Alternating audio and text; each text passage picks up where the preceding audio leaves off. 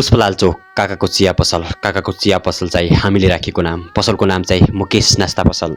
प्राय जसो हामी सधैँ दिउँसोको थकाइ मार्न र सानातिना गफहरू गर्न बेलुकी हामी त्यही काकाको चिया पसलमा चिया पिउन जान्छौँ। त्यहाँ भेटिन्छन् 16-17 वर्षका तन्नेरीदेखि लिएर वयोवृद्ध पुरुषहरू। आज पनि करिब बेलुकीको 6:30 बजेको होला। म काकाको चिया पसलमा टेबल नम्बर 2 मा बसेर चिया पिउँदै थिएँ।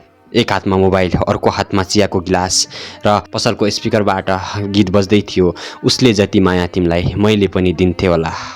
प्रमोद खरेलको स्वरमा रहेको निकै नै मिठो गीत।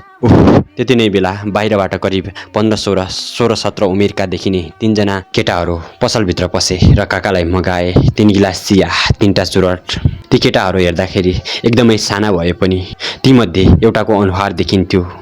आकाश मडारिए झै मानौ 3-4 महिनादेखि पानी परेको छैन। आकाश झै कालो कालो भएर मेघ गर्जन लागेको आकाश जस्तै देखिन्थ्यो। लाग्थ्यो अब पानी परे जस्तै यो धरती नै बगाउला जस्तो लागे जस्तो उसको अनुहार हेर्दा लाग्थ्यो आज केही न केही अनिष्ट भएको छ। लाग्यो ऊ ठुलै पिरमा छ।